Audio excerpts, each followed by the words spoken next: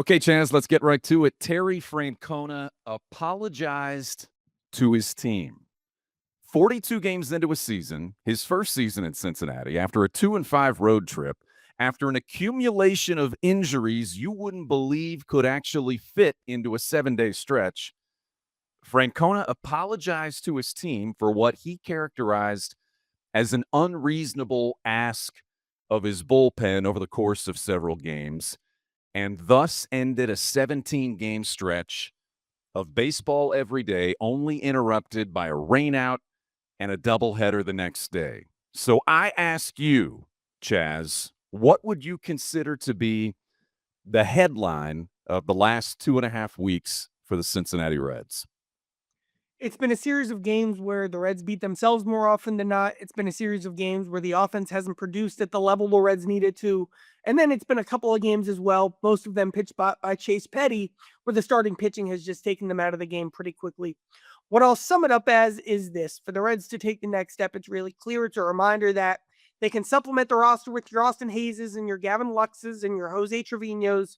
But at the end of the day, even if those guys live up to the 100th percentile of expectations, which they've all been pretty close, what this team is its young core. And with its young core on offense not producing enough right now, you have a Reds team that hasn't been able to take that next step.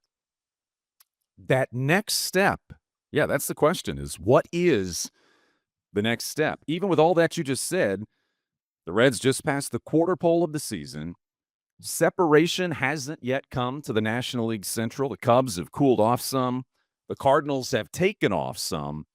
But you look at the division right now, it's still just a collection of teams all separated by a very few amount of games and all with questions about where things go from here, about what the next step is for each of those teams.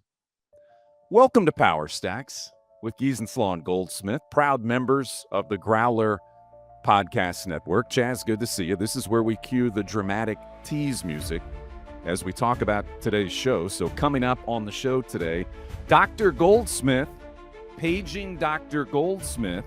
I get that reference. I get that reference. Okay, good. You like that. Why Charlie's Notebook, which we reference so frequently, why Charlie's Notebook reads more like a medical journal these days. Also, he says it's common sense how Terry Francona swims against the current when it comes to criticism and calling out his team. And the Lone Star State shows off. The weather, the food. I see you, H-Town. Rate the Road Trip is on the way for Houston, Texas in just a bit. But first we start with this. In the leadoff spot for the Reds today, I started last week noting that you and I are glass half full kind of guys, that Power Stacks isn't the place for knee-jerk reactions and not a place where you might see Chaz pick up one of those footballs on the wall behind him and throw it across the room because Spencer Steer is hitting fourth and not seventh in the Reds lineup. Well, Terry Francona is that and then some, apparently. He is patient, Chaz. He is positive, and he's also won a World Series and almost 2,000 games as a manager. So this is not the first time that he's seen a team's offense go cold, or injuries pile up, or a young pitcher take some lumps. He's seen all of that.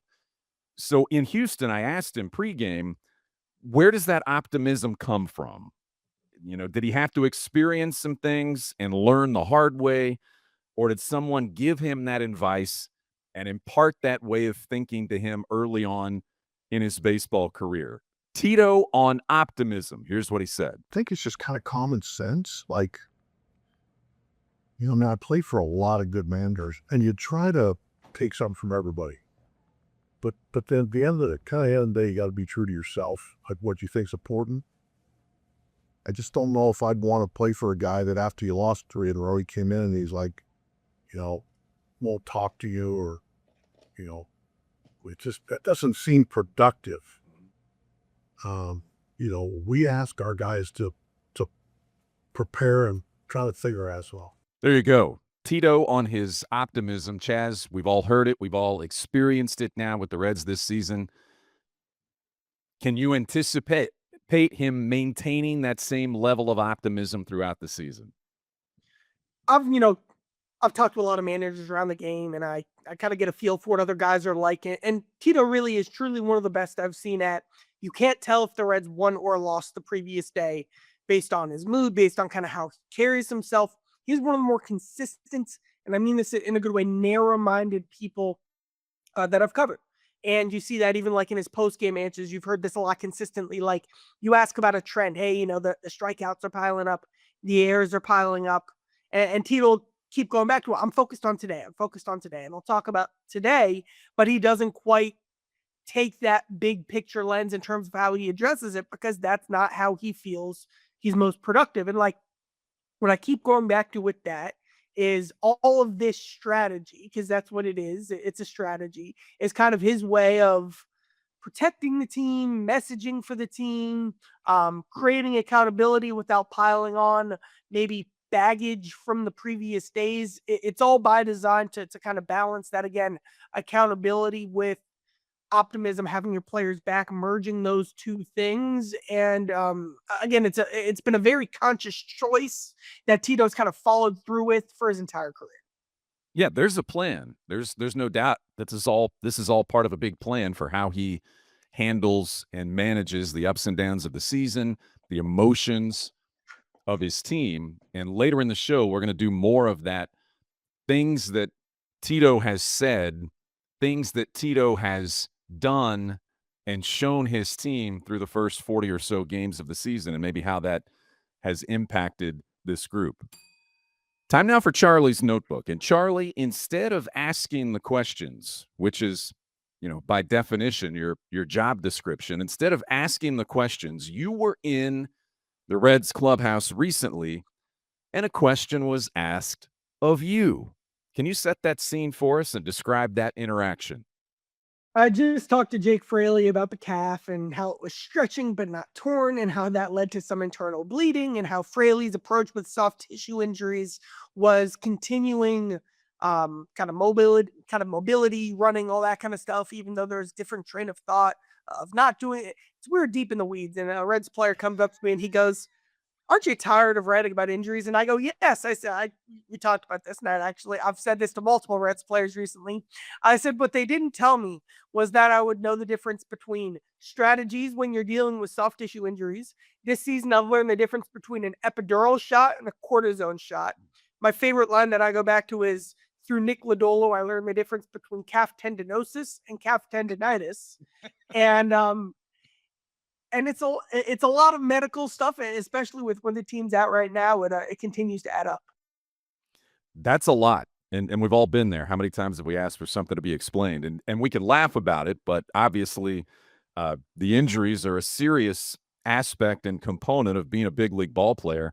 I had one of the same conversations with Jake Fraley right before they moved him to the injured list again in Houston, and we were talking about the calf bleeding, and I said, how do you treat internal bleeding in one of your legs? And he said, it just takes time. And unfortunately, I don't feel like right now I have a lot of time, meaning trying to avoid the injured list and trying to keep playing. He was clearly frustrated with that, moved him to the injured list, and the Reds now put the pieces together, I guess you could say, for the short term, hopefully for Jake Fraley to get back from that. But we've seen this with so many players this season. I said, you can't really imagine the number of injuries and roster moves the Reds had to endure in this stretch of games most recently. The good news, Austin Hayes got back with the team after his second stint on the injured list.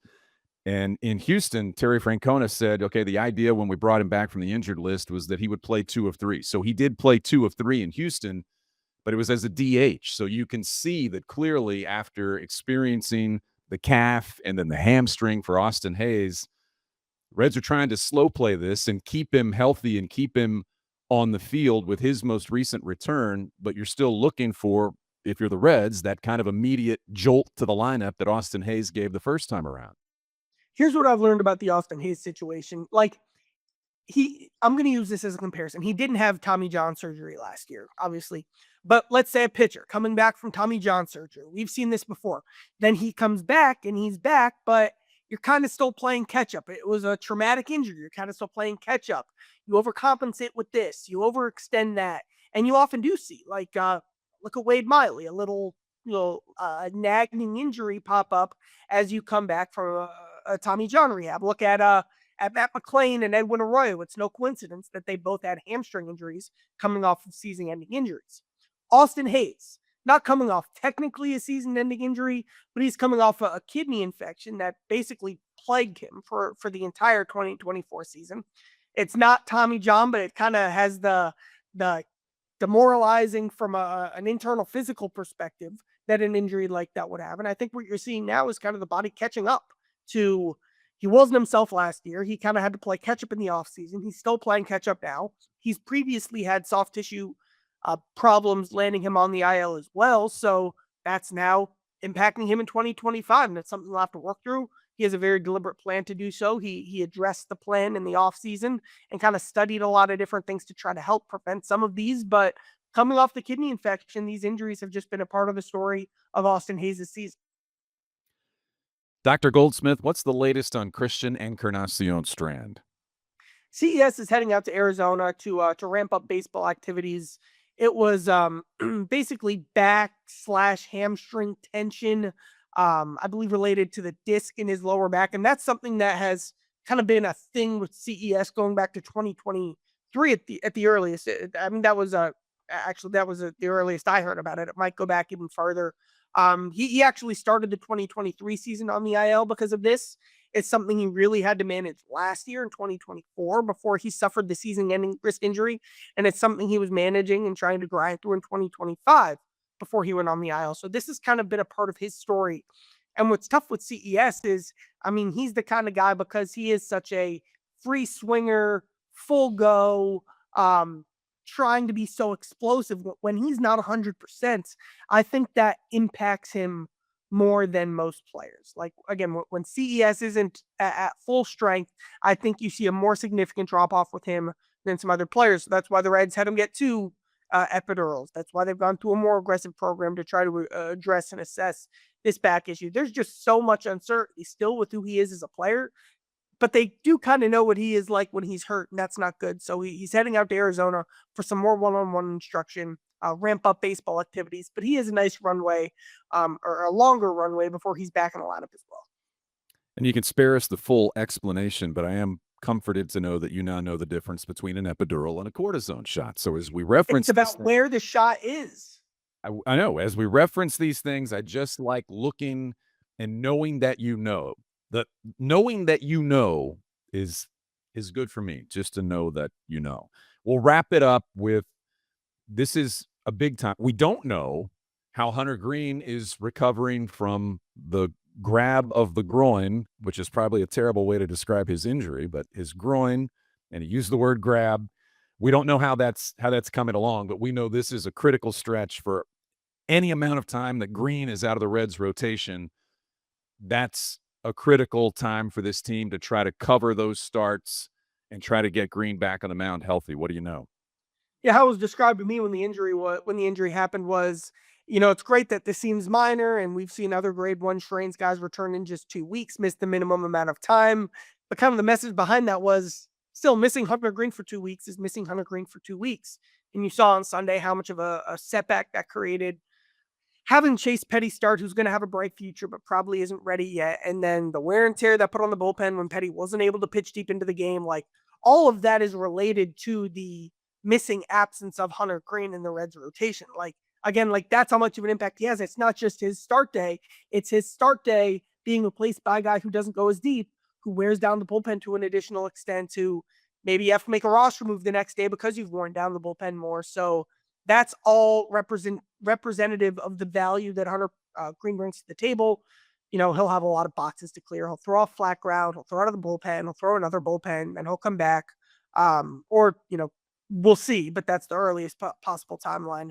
But each one of these days is the Reds missing their best player. Moving on now to something related clearly to all of the injuries, is the Reds were proactive this week in adding a player from outside the organization. And you and I have talked about depth for this team for the longest time, and where depth is or isn't on the roster position-wise.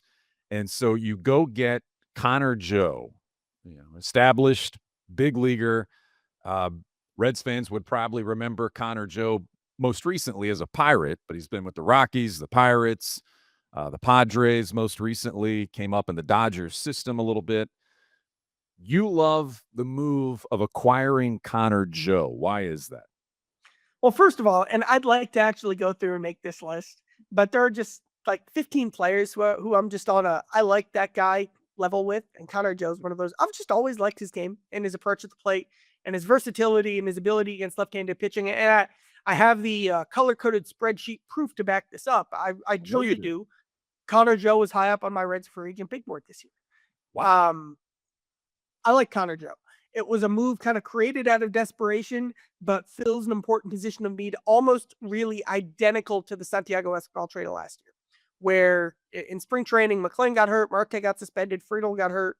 The Reds were desperate for big league players, really any big league player that they could find. But it's hard to find big league players late in spring training, early in the season, and they ended up trading an unheralded prospect for Espinal. And of course, the Espinal trade has maybe been Nick Kral's best move. And, we'll see about Joe, but where they were at was, Tyler Stevenson literally taking ground balls at first base for the first time in 2 years. They had Austin Wynn starting at first base. Like, things were bleak. And to add just a big leaguer who's been just below league average over the last 3 or 4 seasons, like, that'll help. It's much better than what they had. It doesn't change the Reds' future, just like, Santiago Espinal hasn't.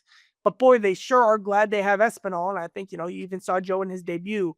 They sure are glad to have Joe on this roster. As a ball player, everything you just said about Connor Joe is, those are the things we look at in terms of what can he do on the field? How can he help this team in the lineup and in the field every day? But there's a lot more to Connor Joe than just that. He was with the Dodgers in spring training in February of 2020, and your routine spring training physical turned up some things that raised some eyebrows for the team physicians there. Turns out Connor Joe, as a young man, has testicular cancer. After that diagnosis, it was determined that the cancer spread to one of his lungs. And so at that point, his baseball career, obviously everything takes a backseat to cancer treatment. He did chemo, other treatments along the way. And the best part about this story is clearly that he got back to baseball, that he beat cancer and got back to baseball, got back in the game. Now he's in the Reds clubhouse, a cancer survivor, but anyone who's dealt with cancer, and most of us certainly unfortunately have been impacted in some way or know someone, family or friend, that for someone like Connor Joe, this is always going to be a part of who he is and part of his story as he now continues his baseball career in Cincinnati. And that certainly came up not long after he showed up in the Reds clubhouse in Houston. Obviously, at that time, you get diagnosed, you think it's the worst thing that's ever happened to you, and it probably could be up there, and it is. Looking back on it, a lot of positives that I've pulled from that journey, and became a lot closer with my family, closer with my wife. See things in a different lens now, like perspective, and how grateful I am to be able to play this game because it was taken away from me. And, obviously I always loved baseball, but you don't realize how much you love it until it's taken away from you. You're not able to do it. So really just like the perspective on life and on this game and my relationships with the people close to me all benefited from that journey. July 20th, 2021 was right that day. Yeah. My first home run in the big leagues, but most importantly was 1 year cancer free. So this year on July 20th, I'm looking forward to celebrating 5 years, which they call remission, which is really big for people who have gone through cancer. And that's the best news about Connor Joe. But to know and understand the rest of his story and the rest of his journey, I think is important. And it's also notable that as Connor Joe has been big on your board for a while, listen, the Reds, I know are careful about what they add to the clubhouse. Type of person, type of character. those things, that's on the list of things that they need to check, and Connor Joe certainly fits that. Uh, I hope it works out great as a ball player, and certainly in the big picture, we all can look forward to July and him continuing to make it past the cancer diagnosis that was about 5 years ago. You know what I just found? Sorry to keep going down this rabbit hole, but you know what I just found? I just pulled up the what I do Reds mock off season that I made in November. Let's see how this sounds. I'd sign Michael Conforto, but if he signs the qualifying offer, I'd sign Randall Grichuk. I'd then sign Connor Joe or Ahmed Rosario. So Joe is on my final list of 2 for big board. I was going to then spend $3 million on a backup catcher in Tomas Nido. I'd sign a left-handed pitcher, a reliever who hits 96 miles an hour. I was looking at Jalen Beeks, and then I'd re-sign Buck Farmer. I think, good for them. I think the Reds outdid what this offseason was very clearly. So the Reds outperformed I don't know. This is what they do. This is their job, but they outperformed what my mock off season would have been. That sounded like a mission statement from you. I would do this. I would do this, but it was good. And clearly you hit on at least one of those names on your list. I mean, that's the fun, right? We all love doing these mock drafts, mock off seasons. Yeah. Very good. No, but Connor Joe, he's a great fit. Yeah, glad to have him. Let's talk about Elly De La Cruz. Sunday in Houston was big league appearance number 300 for Elly De La Cruz. So do the math. Not even 2 full big league seasons. So think about that. As much as we've seen, as much as we've watched, that's where Elly De La Cruz at 23 years old, that's how early on he is at all this. But through 300 games, you can lose yourself pretty quickly in stats and firsts and all the things that we say that Elly De La Cruz has accomplished and achieved so far. But 300 games, he's the first major leaguer since 1900 with at least 115 extra base hits and 115 stolen bases through 300 games. He's on pace right now, as it stands, for a very fine season. He's going to drive in way more runs than he drove in last season. But Elly De La Cruz, like other people, he's certainly not the only one, but Elly De La Cruz is frustrated. You can see it right now in some of his at-bats, some of his reactions. He's frustrated. It's noticeable. When you look at De La Cruz and maybe what his goals were for this season, how some of that is going for him so far, what do you see? He's kind of figuring it out almost identity-wise right now, and of course, Elly knows who he is. Elly's going to be a very good player, but when you look at the shift of how the new coaching staff is trying to, and obviously that starts from the top with Terry Francona, trying to build the identity of this offense, being a less home run reliant, more situational hitting, quality at bat approach style group. What you saw with Elly for like the first couple of weeks of the year was perfect. He was really, really on top of that. But then you've kind of seen him, he kind of went through a little bit of a struggle. That a big focus with him was being ready for the fastball and trying to be more aggressive. And now maybe he's caught in the middle because he was trying to make that adjustment. He had the patient stuff down, then he was ready to tap into some more power. But when he started trying to tap into some more power and be more aggressive, it just quite didn't click. And he's kind of going through it. He's kind of searching for it right now.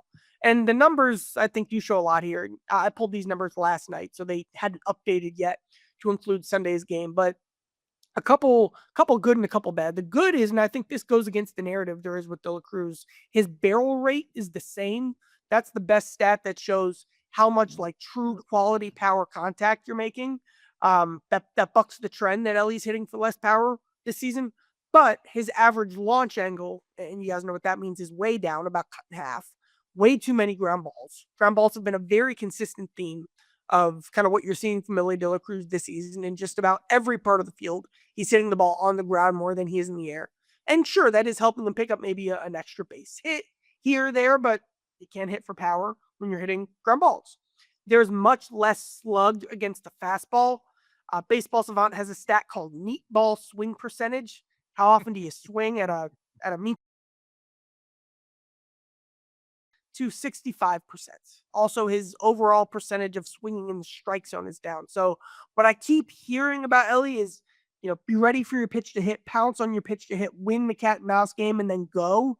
His opposite field homer on Saturday was a perfect example of that. But as those swing stats show, it's just not something he's quite clicking into enough at this stage of the season. Yeah, and the one thing you want to see is, don't let an at bat carry over into the field. And in Houston, we saw a few of those plays where you go where De La Cruz, clearly the best defender on the field, doesn't make the little play that Terry Francona talks about. And so, it's Elly De La Cruz. Every player, there are going to be ups and downs. And I don't even know if this is a down, but it's a noticeable change for De La Cruz when it feels like he's frustrated and not necessarily bouncing back right away from an at bat or a game or something like that. But the numbers you bring up, I think tell a different story, and certainly something to keep in mind. But that's I got one more thing. The word Yeah. the word aircraft carriers is something you often hear. And these are what is an aircraft? It carries the planes or something. You know what I mean? Aircraft carriers as a baseball term are the people who carry your organization, put it on their back. And kind of the point I made to start this podcast was that's the Reds crew. Right. That's the Reds young homegrown hitters. And so when you look at the fact that, all right, Elly's been fine, but he's not performing like an aircraft carrier right now. And when you look at the fact that McLean, Elly, Steer, Stevenson, CES, obviously now Marte's hurt. They're all, and with Marte it's the injury, but they're all not quite living up to expectations. They're all having seasons that are statistically stepped back from what you hoped and expected them to be this season. That's how you get this Reds team where it's at right now in kind of an underwhelming spot. Tito's top two now. And we touched on this off the top about some of the things he said post-game Sunday in Houston. First off, just as you said, we've all talked to different managers and different coaches, and people in those positions have different takes and different ways of doing their job. And it doesn't always include the word we've used before, transparency or sharing of some of the information. He shared that he went and talked to his team and said some of these things. If you watched the game broadcast, when he took Scott Barlow out of the game on Sunday, I suppose, there was a conversation on the mound. Barlow started to walk off the mound. He stopped him to say a few things. And then that conversation continued in the dugout with Francona with his arm around Scott Barlow, essentially telling him what he said to the rest of the team after the game, that this was a big ask, and I probably put you guys in a tough spot asking you to pitch this much and cover this much over the course of these games and this long stretch of games in the series in Houston. But after the game, he said, we're trying to build something here, and loyalty comes into play. And he had said previously that both he and Brad Metter had talked about adding or bringing up an arm just to have another arm, just to have someone a little bit fresh to help cover some of those innings, but they didn't want to send somebody down who didn't deserve to be sent down. Is loyalty like that? Is that currency in the clubhouse with players and the roster when they see that from the manager and the GM? Who Barlow reminds me a lot of is Brian Shaw, who was actually pretty good for a while for Terry Francona in Cleveland. He spent like his whole career with Tito. And then he had a second stint in Cleveland, and he wasn't that good then, but he took the ball 70 plus games a year. And Brian Shaw then was in spring training with the Reds this year, trying to get it one last go. He didn't have it anymore. Now he's out of baseball. But I remember having a long conversation with Brian Shaw in spring training about how the way Francona made him feel valued.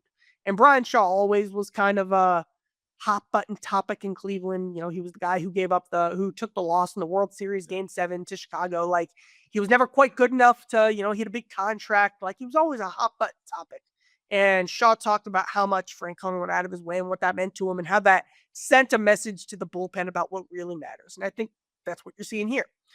You mentioned the accountability and the loyalty thing. Let's go back to who that impacts, what that means. Kind of one flaw in the roster too. What that really means is they didn't want to send Luis Manlon Richardson down. Those guys have been used as high leverage relievers. Those guys have been winning their battles as high leverage relievers. looks like the Reds have kind of found something here with both those guys in their bullpen. But when you get past them, kind of going down the bullpen depth chart after them, it's Barlow, Rogers, and Suter. Everyone loves Brent Suter, but Barlow and Rogers in particular. Barlow has become a true innings eater, and Rogers has kind of been a tough guy to find a role for. He hasn't really established that role yet in the bullpen. And since they don't have options, you're either releasing one of them who you've invested in, and those are veteran pieces, and you don't like to give up pitching depth, or you're giving up, or you're sending down a guy in Man Richardson who have become high leverage relievers for you. That hurts your team. That hurts your flexibility and ability to win games in those high leverage moments. So they got kind of stuck because those young guys are better than they expected. The old guys, Barlow, his durability has been great, but from a productivity standpoint, Rogers given up a lot of inherited runners, hasn't established that role. You're not quite getting what you wanted from them, so you're kind of stuck with those two different tiers or two-man tiers in your bullpen.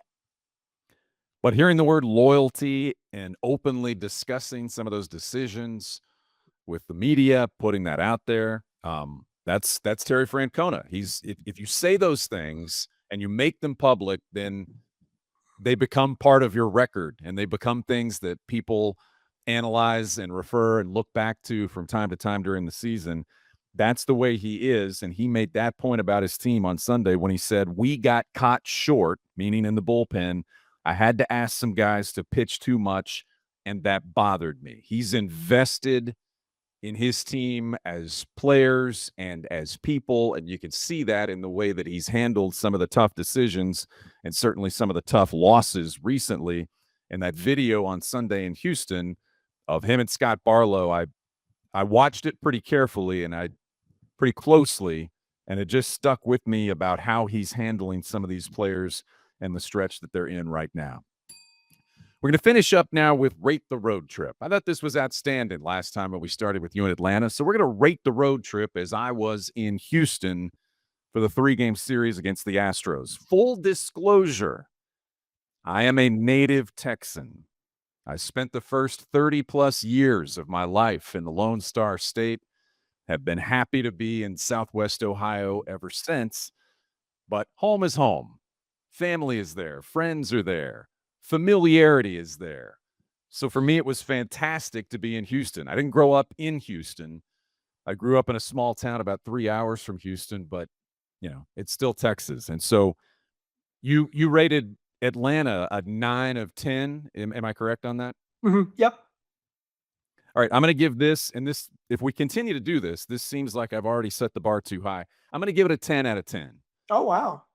But there were more reasons than just your typical thing. So Houston is miserable in the summer. If you've been to Houston, it's 127 degrees with 100% humidity. And producer Kent knows where I'm going with a lot of this stuff. Producer Kent in Texas also, so we have that. But we caught Houston. Now, in mid-May, it can already be uncomfortably warm. We caught Houston in the 70s, sunny skies. It was very pleasant. Walking to the ballpark was very pleasant for me. I enjoyed that. So that was win number 1. The food is always outstanding. Not only did I get some of my Tex-Mex fix at a lunch outside of the ballpark on Sunday morning at what used to be Minute Maid Park, and it's still hard to learn to say Daikin Park.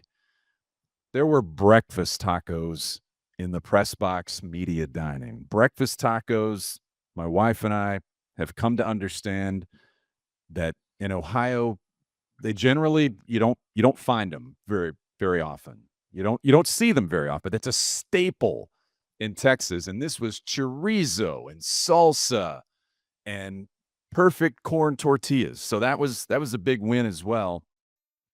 Also got to see my mom and sister right around Mother's Day. So that was a bonus that really helped elevate this trip.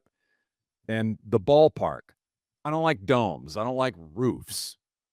But in Houston, you kind of have to have one because it's miserable most of the baseball season. What I'm curious about is they almost never right now open the roof for games. And they could have because it was pleasant outside. They opened the roof on Friday night after the game so they could do the post-game fireworks, and it was lovely. But the roof was closed for all the games. It's comfortable. It's okay. It's an interesting ballpark. I kind of like the way it looks. I just don't like having a closed roof very often. And that's what you got in Houston. The press box is excellent, Chaz. Have you been? I've not. No, it's one of the Okay. few. Okay. It's low. So the views are really good. Beautiful. You feel very close to the field. The broadcast booth is kind of the same, as a nice backdrop for, that's aesthetically pleasing visually. All of those things, man. I add them up, and it was a 10 road trip to Houston. Well, I'm happy for you. I think we found your extreme passion subject, which is breakfast tacos. That's one of them. Don't get me started. But it was, that and the Tex-Mex I'll take every time. So we'll check that box and move on. All right, time to wrap this one up. Chaz, how are your friends, and are they liking and rating Power Stacks? As long as they're telling their friends, that's where it all starts. What do we got? We got to subscribe. We got to rate and review. Very important. I'm always checking the YouTube comments. Thank you for the YouTube comments. We've got a nice little community building there. Part of the Growler Podcast Network. Yes, sir. And I feel like we're off and rolling. I feel like as we approach the quarter pole of this podcast in this season, that we've established our identity and have a good feel of what our strengths and areas we need to focus on development and injury situations are on this podcast. I hope so. I didn't know your notes were that thorough, but I hope so. You'll have to share some of that with me later. As it stands right now, the Reds are back home at Great American Ballpark. Here's hoping it doesn't rain. They need to beat the White Sox. They're going to have Pete Rose night. It's going to be an interesting week, so hang with us for the next edition of Power Stacks. Until then, have a great week, and we'll see you next time.